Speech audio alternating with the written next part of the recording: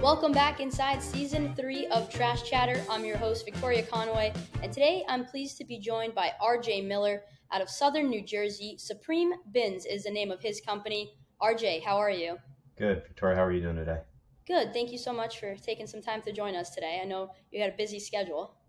Yeah, it's kind of winding down towards winter time and focus on our commercial end, and then we'll pick back up our residential side in March. Really excited to get into some of your commercial accounts as well as what you've done in your first couple of seasons in business. But before we get into it, RJ, what event led you to start Supreme Bins? For the longest time, I wanted to do something on my own, just to provide more of something I feel good about doing. Not that my last previous job wasn't. It just wasn't giving me what I needed, I guess, out of life or just my day to day things I was doing. And being in a public works department, we did various things as far as trash removal, brush, recycling, water and sewer treatment, parks and recs. And I would notice all the time when I was on the trash route, how disgusting these cans. It just blew my mind that people wouldn't even bring them back to their house. They would leave them on the curb because they didn't want to touch them. And then they expected us to pick them up, and empty them, which some were borderline, make you want to vomit when you want to pick them up. So it kind of like put an idea in my head, about a cleaning service, but it just never hit like until I actually seen it on Instagram one day. It never occurred that it was already a thing, or exactly how the operation would go.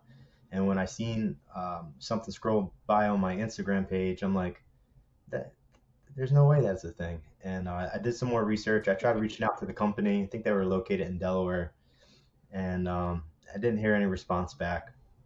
So I did some more, digging and research, see what I can find, and that's when I found Sparkling Bins. And I reached out to John Conway. I was impressed with, how available he was, given the stakes of owning such a large company, and constantly working around the clock to get these rigs out. At the time I didn't know like how busy and how things worked, and he spent about 45 minutes with me on the phone. Um, just sounded really passionate and knowledgeable about the industry. I wasn't quite sold. I slept on it probably for a couple months. I think I reached out to you a couple times about other companies that started up, and two of them in particular that I talked to was CMAX, and his story was just incredible, out there in California. And then the other one, Mighty Clean Cans, Marco. Um, his story, I just kind of lived a similar situation, work wise, and I felt like I could connect with him or relate to what how he started, and it kind of just gave me some motivation, and it kind of inspired me to like I can do this. Um, and that's when I decided to make the trip down to Miami on a Saturday morning. I couldn't get there on Friday to meet you guys, traffic. So John was kind enough to meet me on Friday, Saturday morning, and we spent a few hours there talking, showing me the shop. Um, and he didn't once try to like sell me anything, and that's what I really took away from it is just everything. The business sold itself to me, and just his knowledge and his passion just made me feel like comfortable. And then COVID happened, and then some delays, but we wound up getting started first week in June, and haven't looked back since. I remember, I think it was about 2 years ago, almost in January, when you really moved forward with the business venture. And like you mentioned, some COVID delays, and there's a lot of businesses that launched in the middle of the pandemic. But especially for you, this being your first business that you were going to own, then having the stress of some delays, and then also just the uncertainty that COVID brought for everyone. What was that like launching your business during such unprecedented times? So I initially was going to try to make both jobs work. John stressed about having capital, and not obviously quitting your full-time job. Um, so this particular job, I spent a lot of time, you know, away from the family during the nights, during the snowstorms, because being in public works, you got to plow, salt the roads. So I was never there for my kids to really take them snowboarding or sledding. A little young for snowboarding, but just to play in the snow. Um, and the on calls throughout the year, throughout the week, just took up a lot of my family time, and I wasn't being compensated. I felt like fairly. I educated myself. I got certified in different water and sewer licenses, um, and it just was too political. They told me, hey, you can move up once you get X, Y, and Z. I obtained those licenses, and you know, they they didn't hold up to their word. We were in the middle of a contract. They changed the contract to make it harder to move up. So I was just seeing like no room for growth or limited room for growth. And working for the government, um, it's really the benefits that people work for them, not so much the salary. So and I had a landscape job, working two jobs, just to supplement some more income. And there was just no way that I could do this and the new business. You know, I made a decision to put in. I gave him 3 weeks notice, left on great terms.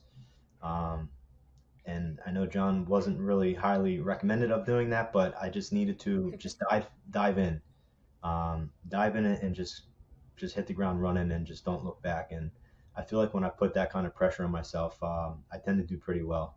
Um, we also found out, shortly after I left, that my wife was pregnant. So it was like a whole nother, it was a whole nother fast pitch. And we just told each other. We sat down and it's like, look, it's going to be hard for at least the first 2 3 years. Um, we'll probably have some great times, but there will be some very hard times. But as long as we're willing to, work through those and communicate, um, we can make it work, and it'll be worth it in the end. And that's kind of where what we've been trying to stick to. I mean, it's definitely been hard sometimes, but um, I found myself being able to, kind of create my own schedule, but also still making sure that the work gets done when it needs to be done. Um, so it's been a fun ride, but very stressful and exhausting as well. Well, I know for you how important it is to be an active part of your kid's life. So it's awesome to see that you've been able to develop that type of balance where you obviously can still work, but still make it to flag football and keep up with sledding as well. I know I'm sure that they're excited about that too. Yeah, yeah. So he we have a couple Pocono trips planned in February. Uh, and I'm more active with him in the sports. It's just they grow up so fast, and people have always told me, oh, your kids grow up so fast, spend the time with them, and you don't really realize it until you actually see it. And I've been fortunate enough to be able to see it, and also take a step back and enjoy the moments. um, I've never had a problem being able to make money. I know this business needs to, kind of be hands-on all the time, but there are times where you can take a step back and enjoy, the moments, because they don't last. And, before you know it, my kid will be 10, 12, not wanting to hang out. Um, so sometimes it pulls on my heartstrings, but because I do want to take this business as far as I can go. But at the same time, I have three kids that, that's the most important thing. That's awesome. I'm glad you guys have been able to kind of develop a balance. And for you, RJ, you have a single bin trailer, which sometimes when people hear that, they think, okay, just residential. But you especially, I mean, I've seen the videos, I've seen you on the Facebook threads. You definitely take care of commercial accounts as well. Can you tell us a little bit about your first experience when you were trying to clean a dumpster with your single bin trailer and how you've probably improved over the last couple of years getting more acquainted with it? Oh, absolutely. So it's funny.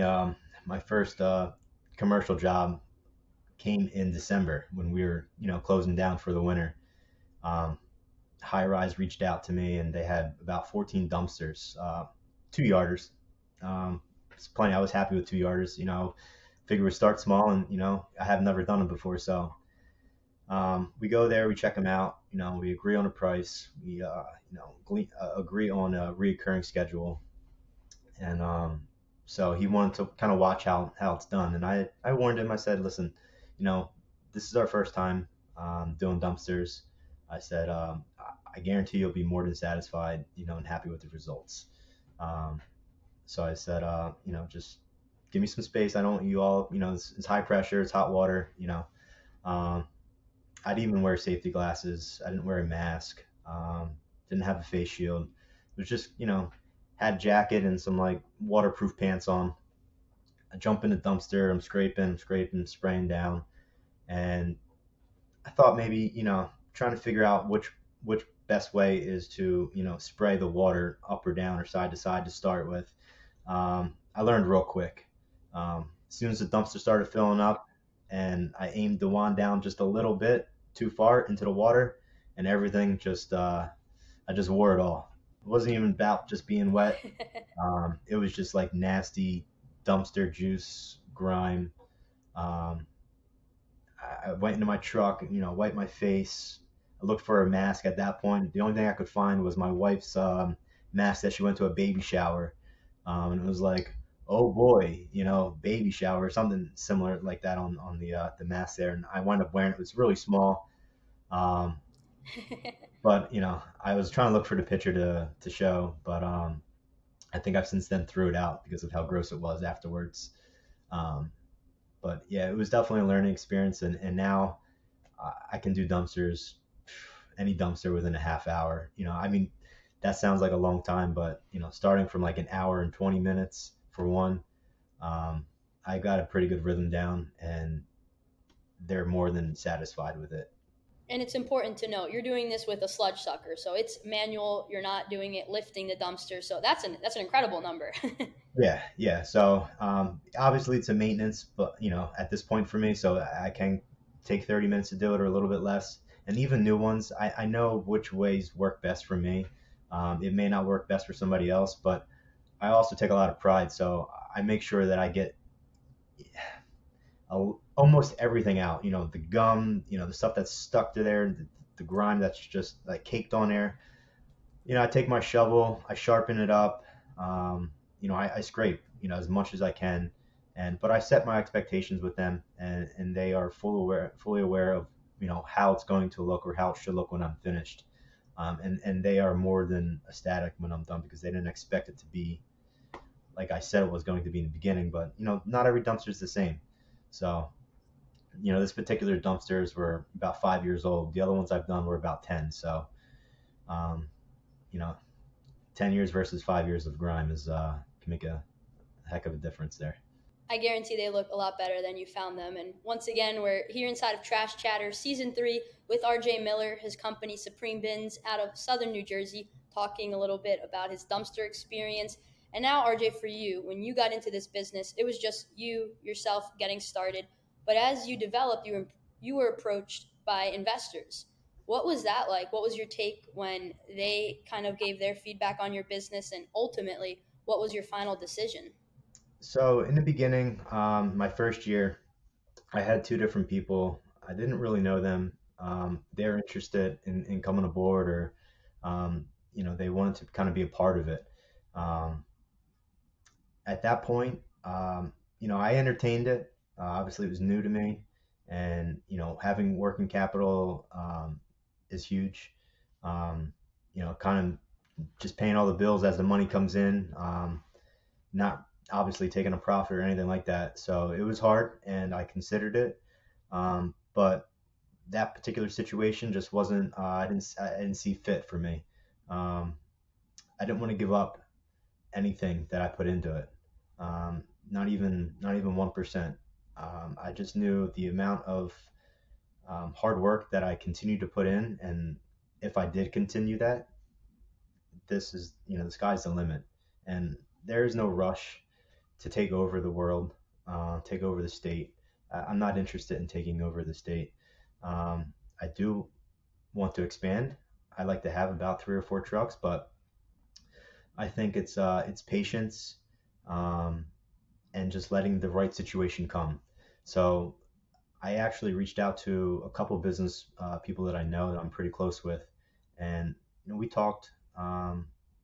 We discussed some numbers. We discussed the terms and what they were looking for exactly, what I was looking for, and it just wasn't the right situation. So for now, I'm just going to continue to grind and continue to do what I do best, and that's just put all my work into the the business here. Well, I think all of your effort has been well rewarded. And just looking you up on Google, you have over 100 five-star reviews. For you, how important is that to make sure that the customer is satisfied? And how do you take the time to make sure you know that they're taken care of and to let them know that you're appreciative of them and spending their money on your service? So I'm going to say communication is one of my strongest points with my customers. I communicate with them, before their service, after their service, um, around the holiday times. I'm just always communicating. They know me by name, and it's not just because they see me on a route or um, I talk to them on the phone. It's not just through text, and that's not every single customer. That's just a lot. Anyone who calls me, I try to establish some sort of relationship other than just here's the service. Thank you for your payment.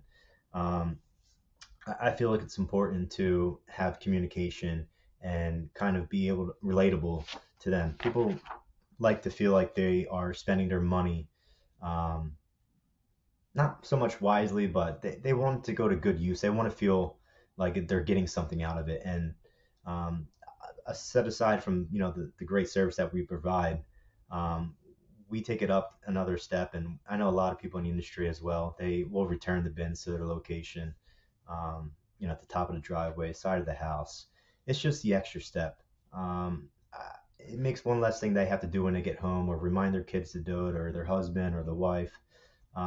So not only do we let them know that the service has been completed, but we also return it to their driveway or the side of the house, and we let them know that, and um, they are very appreciative of that. We're definitely in a service based industry, and I can speak from our experience. People appreciate when you go that extra step, and I think just seeing that you have all five-star reviews, that's a testament to the kind of care you give to your service. So when people put up on forums, oh, should I dry the bin or should I return it, I think it's well worth it to go the extra step. So for you, RJ, obviously customer service is important. Getting started with the business during COVID was a challenge. What have you learned in your first 2 years, almost 2 years, it'll be 2 years this summer that you're in business, about business as a whole and the trash bin cleaning industry? So the one thing I didn't know about in the beginning was all the Facebook forums, and the groups. I had to create a Facebook when I started this business. I didn't have one. I just had the Instagram. I don't even think I had a TikTok. Um, so creating a Facebook and trying to figure it out. I mean, I used to have one back in the day, but I deleted it. And so starting a new one, and then seeing so much change go on in Facebook, was like, wow, I got to learn how to use this. So it was another learning curve, or another learning tool that I needed to master there. um, but there's a ton of information out there on these groups, a ton of great people that are willing to help, for free. There's a lot of people who also want to charge you for some knowledge. Like, I don't really agree with that. But people always want to make some money in any way they can, and I understand. But if someone's really trying to start their own business, and they want as much knowledge as possible, the group forums are a great tool to use. Um, and then just reaching out to yourself, your dad, John Conway. Um, Ton of knowledge. I'm very grateful for the amount of knowledge that he has, and he's willing to share and give, and willing to help people succeed. It's not often you find someone that genuine that wants to help. So that spoke volumes with me. You have to have patience as well. You really need to have patience with this. It's not something that you're going to, get rich overnight. And I know that gets bounced around a lot, but some people really think, oh well, this could be my thing. Maybe it will. Every situation is different, every scenario is different, but to have that kind of mindset in the beginning is, I don't think, is a realistic one. You can definitely make some good money, great money, but it's consistency. I look over the long haul. I'm not going anywhere. This is what I want to do. Um, just the branding and the marketing is very important as well. Um, I think your colors, the way you brand it, your marketing, it speaks volumes. It's got to be eye catching. People want to notice it. People, they don't forget my colors. They don't forget my name.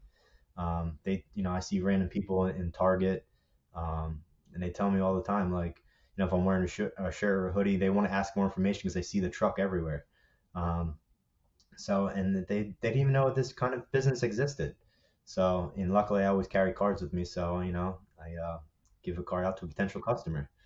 So, I think, having patience, branding and marketing, and then doing the research online are very useful tools.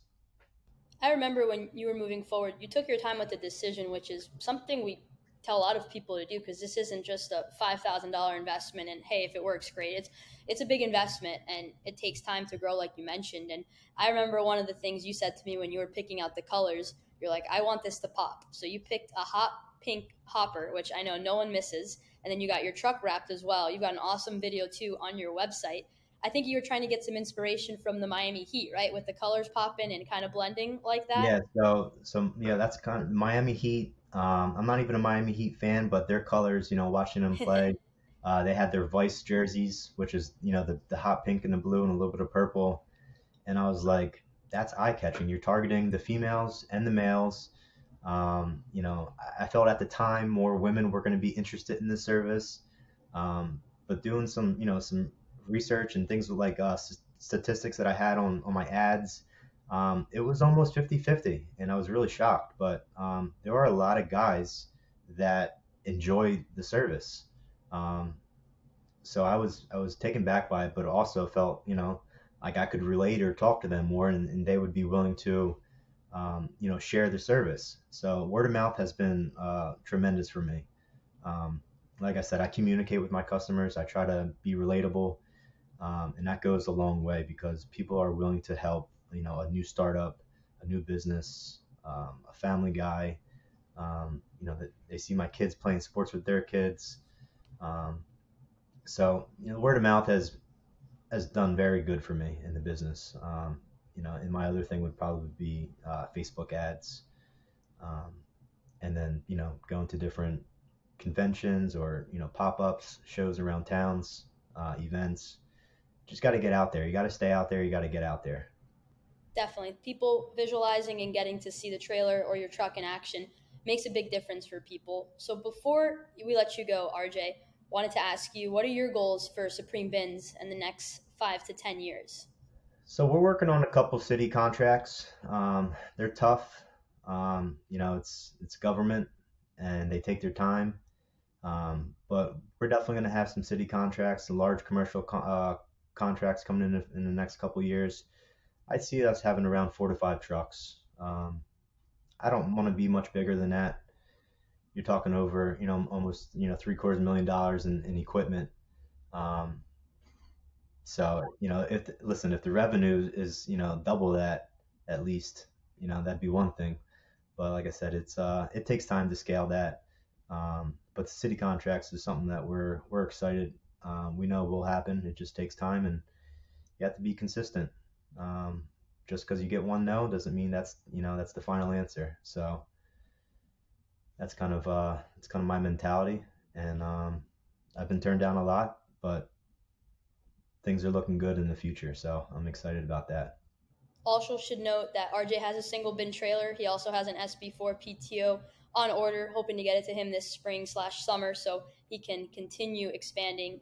For you, RJ, I know how much effort you put into it. I know how much you care about the industry. So it's always a pleasure getting to speak with you, and it's awesome to see guys like you find success as well.